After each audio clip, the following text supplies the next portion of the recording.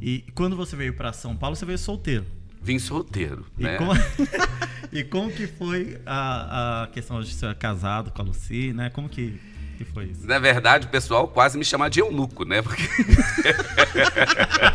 Porque eu casei tarde, eu acho que casei com 42 anos, já era quase um ancião.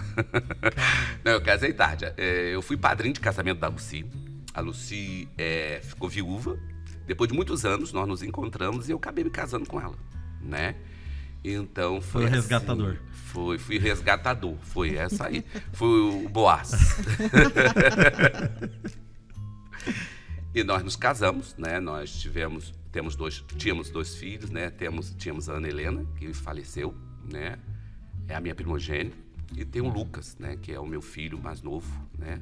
São duas preciosidades que Deus nos deu. A gente não entende, né? Porque a Ana foi levada, né, bem jovem, né? Mas Deus sabe todas as coisas, né?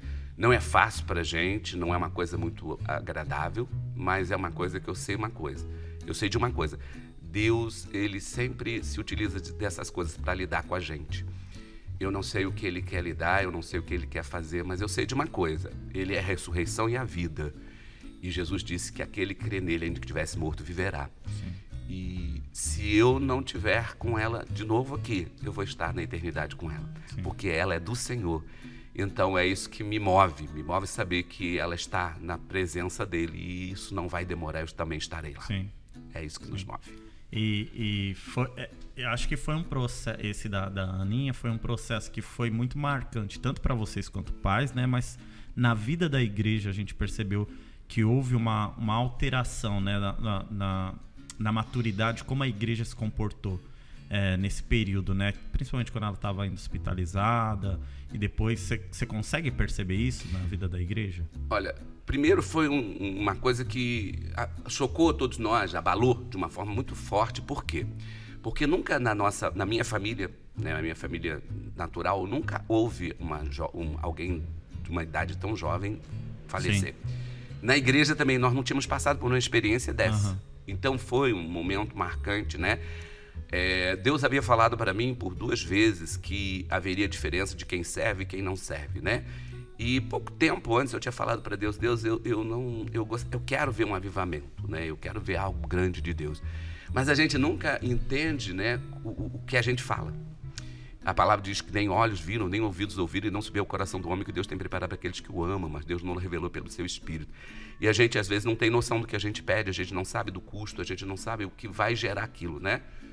E Deus sempre falou para mim que eu seria um trilho cortante. Então, eu penso que foi um impacto, mas foi um momento também onde a igreja foi... isso foi uma alavanca para a igreja, impulsionou a igreja. Eu vejo que a igreja é diferente. Hoje a igreja é diferente, né? Eu acho que a gente começa a entender que se não for Deus, se não for nele, nossa esperança é vã. Uhum. E a gente, às vezes, precisa tirar o olho do natural para a gente poder olhar para o sobrenatural, para a gente poder enxergar, né? O desafio para a gente é enxergar as coisas eternas.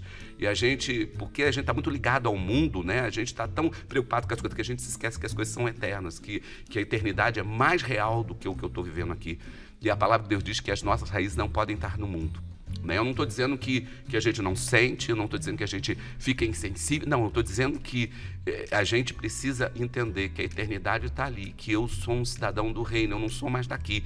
Então, que as coisas aqui me afetam, mas elas não podem me direcionar e nem definir o que eu sou, o que serei. Porque o que eu serei, o que eu sou, está na eternidade. Sim. E a gente sabe que assim, é muito diferente a forma como a igreja, por mais que teve essa alavanca, né, a forma como a igreja sente e a forma como vocês, como pais, sentiram, né? E Deus, antes de tudo isso, já tinha dado para você um tema do acampamento que foi desse ano, que foi sobre ressurreição. Como que foi? Quanto mais perto chegava do acampamento, esse tema para você? Porque foi uma realidade que completamente foi... como é que eu posso dizer?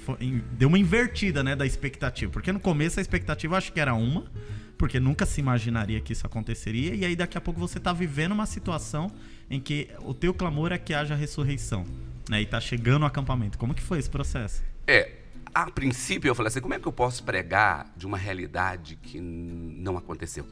Né? Isso foi um grande desafio. Mas é o que eu digo, a gente não vive por aquilo que a gente vê, a gente vive por aquilo que a gente crê.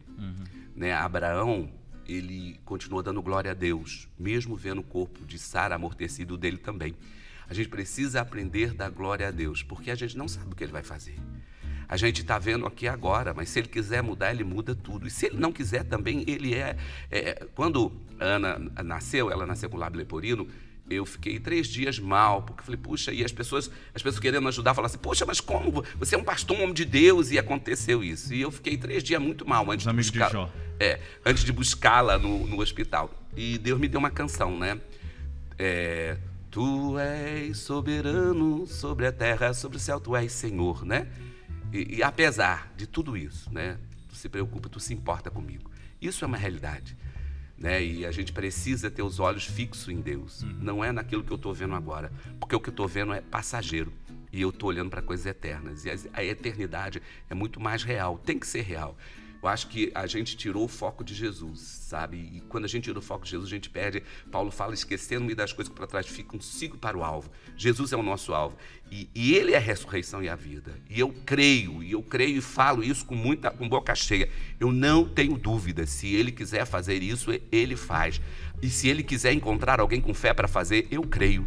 Eu creio porque ele disse para Marta e Maria, se elas crescerem, elas viriam a glória de Deus. Então eu estou tão pronto para ver minha filha de volta, como estou pronto também para encontrar com ela na eternidade. Para mim não muda. Não muda. Então, por isso, para mim, não tem dificuldade de pregar sobre essas questões. Não é fácil, mas eu prego. Por quê? Porque eu creio naquilo que prego. E eu não posso... A Bíblia diz que nós não somos os que retrocedem. Sim. Eu não fui chamado a retroceder, eu fui chamado a crer. Então, eu creio. Eu creio e eu oro baseado naquilo que eu creio. Então, para mim, não foi difícil, né? No primeiro instante foi meio complicado, porque, primeiro, Deus não havia me falado, então o que eu vou pregar? Não é? Fica perdido, né? Fico meio... Mas no caminhar, no acontecer do acampamento, Deus foi gerando tantas coisas no meu coração, Deus foi gerando tantas palavras, né? E é interessante, né? Como Deus é extraordinário. Lá em Petrópolis, quando eu estive lá, no final de ano, me chamaram para compartilhar uma palavra, né? E o texto que Deus me deu foi o texto do Salmo 126. Quando o Senhor restaurou a sorte de Sião, ficamos como quem sonha, a nossa boca se encheu de riso. E profeticamente eu falei, esse campo vai florescer. E eu creio nisso, sabe, gente? Essa é a diferença. Não dá para a gente pregar uma palavra que a gente não possa prová-la. Sim. Então hoje, talvez a crise do evangelho, que muita gente prega aquilo que nunca provou. Nunca experimentou. E o cristianismo, né, é você experimentar Cristo, né? Moisés falou para Deus, mostre-me o teu caminho, né? Mostre-me tua glória. Então ele não estava querendo entrar em Canaã, ele estava querendo entrar num caminho em Deus. E às vezes a gente fica querendo entrar na nossa Canaã e se esquece que o nosso lugar de descanso, de repouso é nele. E eu tenho que querer conhecer o caminho dele. E é isso que me leva a ter fé, é isso que me leva a ter coragem de enfrentar o outro dia. Eu sepultei minha filha e eu não passei essa responsabilidade para ninguém ministrar. Eu ministrei porque eu sei aquele que me deu, e eu sei na condição que me deu, e eu sei o carinho com que ele me levou a cuidar da Ana Helena. Ana Helena foi e é muito amada. Nós investimos tudo. Eu não investi só uma vida de pai, eu investi uma vida de amigo, eu investi uma vida de ir com ela no hospital várias vezes. Ela fez várias cirurgias. Então, nós fizemos tudo que podíamos, né? E nós amamos como deveria ser amado. Então, eu não tenho do que me lamentar, né? Lógico que eu gostaria dela estar conosco aqui agora, eu gostaria dela estar aqui, né? E ela falou, uma das últimas mensagens que ela mandou para mim foi no Dia dos Pais, anterior, ela falou assim, tu é o melhor pai do mundo, não é? Então, são essas coisas que mantêm a gente. Sim. Saber que nós fizemos, né? Que nós não deixamos nada sem fazer. Uau. Lê? Tô chocada, gente. Eu tô me emocionando, daqui a pouco eu tô chorando, nem se abrir a torneira aqui já era. Foi muito bom, assim, vivenciar, né, esse processo de vocês. Porque foi um processo muito difícil, mas que vocês o tempo inteiro estavam ali falando e nunca deixou de acreditar em Deus, independente de Ele não fazer aquilo que vocês esperassem, né? E, assim, a gente sempre fala que a gente precisa entregar tudo para Deus. Mas eu acho que a parte difícil é quando a gente não espera que a gente precisa entregar nosso filho, né? Porque a gente pensa que a gente vai primeiro.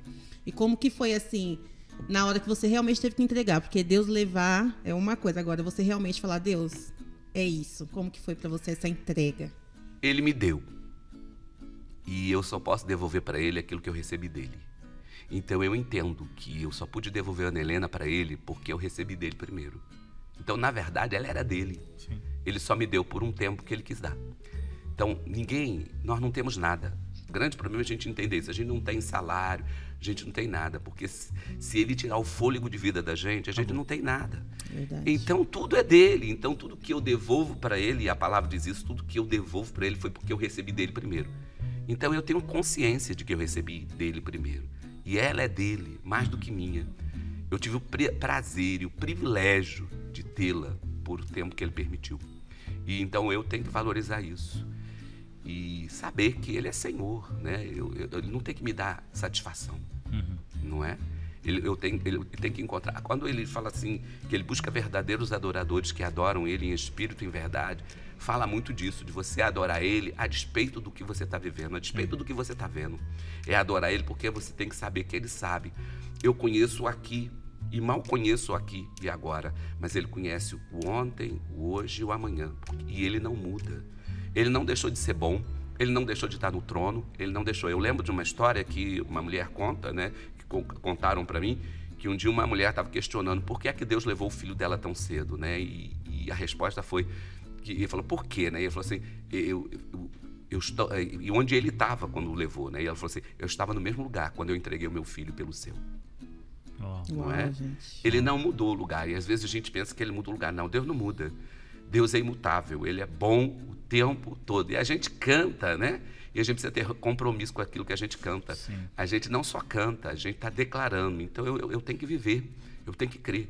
Né? E eu ministrei para tantas pessoas, e como depois, na hora de vivenciar, eu poderia vivenciar algo diferente daquilo que eu preguei. Não é coerente, no mínimo, né? Sim. Então é isso aí. Ó, tem um livro do Gene Edwards, Perfil de Três Reis, que vai falar sobre Davi, Saul, Davi e Absalão, né? E aí é um livro que ele faz uma narrativa como se fosse meio que teatral, né? Sim.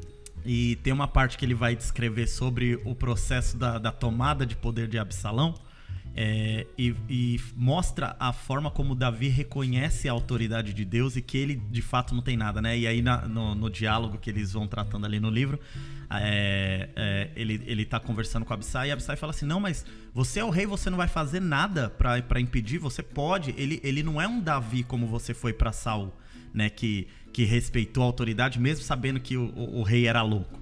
Ele não tem esse perfil, você pode parar ele. E aí ele coloca como Davi falando assim, eu não movi um dedo para ser posto no trono. Quem me colocou no trono foi Deus, quem me deu foi Deus, então eu não vou mover nenhum dedo para me manter nele. E é muito disso, né? É reconhecer essa autoridade que quem deu tudo, quem faz tudo é Deus, e é por ele que ele faz isso, né? E quando a gente tenta tomar isso pra gente, não, isso é meu, é sua obrigação me devolver, é sua obrigação fazer porque é meu, porque você me deu, é muito perder esse senso dessa autoridade de Deus, né? Olha só, Davi não estava preocupado com o reino, ele estava preocupado com a presença de Deus. Tanto é que a única coisa que ele leva é a arca. Sim. Né? Então, o problema da gente é que a gente quer se manter sem Deus. Nós não nos mantemos sem Deus, é Deus quem nos mantém. Né? A Bíblia diz que é Ele que exalta e Ele que abate. Então, às vezes, a gente quer manter algo que a gente não tem, né? É como ter unção e outros não são, né? Quem não tem unção quer manter-se, né? Aí é o título imperativo, eu sou, quando na verdade não é. Quando a gente entende que tudo nós recebemos dele, a Bíblia diz que foi ele quem levou cativo o cativeiro e deu dons aos homens, não é? Que toda boa dádiva, todo dom perfeito vem do Pai das luzes, em quem não há sombra de variação. Então a gente às vezes quer ter algo, quer trazer sobre a gente algumas questões que não são nossas. Na verdade é dele. Eu gosto da palavra de Paulo, quando Paulo fala assim, não é eu que faço, é a graça dele operando através de mim. Então tudo que eu faço não é mérito pessoal, porque é Ele através de mim.